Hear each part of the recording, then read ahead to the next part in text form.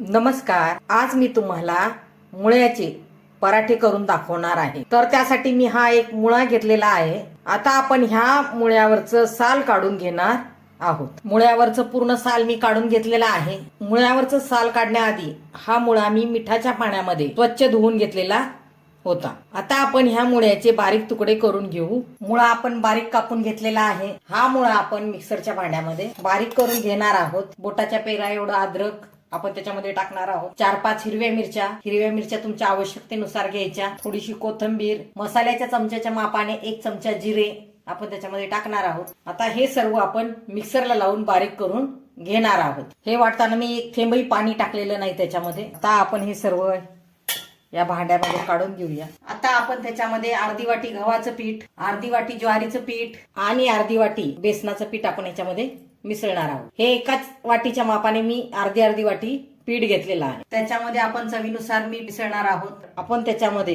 हे अर्ध लिंबू पिळणार आहोत। त्या लिंबामधल्या अगोदर बिया काढून टाकायच्या आणि नंतर त्याच्यामध्ये ते पिळायचं आणि आता आपण ह्याला मिसळून घेणार आहोत। ह्याच्यामध्ये पाण्याचा एक थेंबही न टाकता आपण हे सर्व मिसळून घेणार आहोत। पीठ मळून झालेलं आहे। या पिठामध्ये आपण एक थेंबही पाणी न टाकता हे पीठ मळलेलं आहे। जर ह्याला आणखीन पीठ लागलं मळताना तर त्यामध्ये गव्हाचं पीठ आपण मिसळू शकतो। आता हे मळून झालेलं पीठ आपण 10 मिनिटं रेस्टसाठी ठेवणार आहोत। 10 मिनिटं त्याला रेस्टसाठी ठेवताना त्याला झाकून ठेवायचंय। 10 मिनिटं झालेली आहेत तर तुम्ही पाहू शकता हे पीठ आपलं झालेलं आहे। त्याला पुन्हा एकदा आपण थोडंसं हाताला तेल लावून आपण त्याला मळून घेऊया।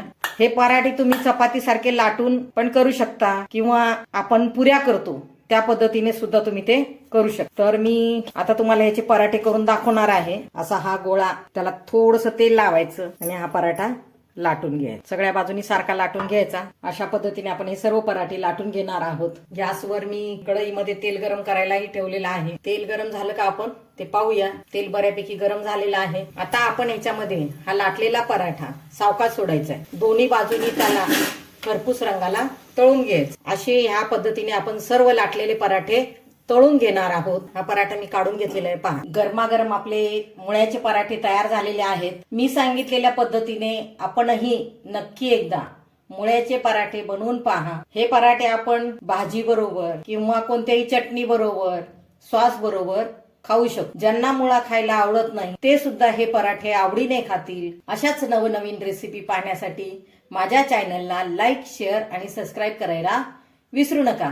धन्यवाद। मग नक्की एकदा बनवून पहा मुळ्याचे पराठे।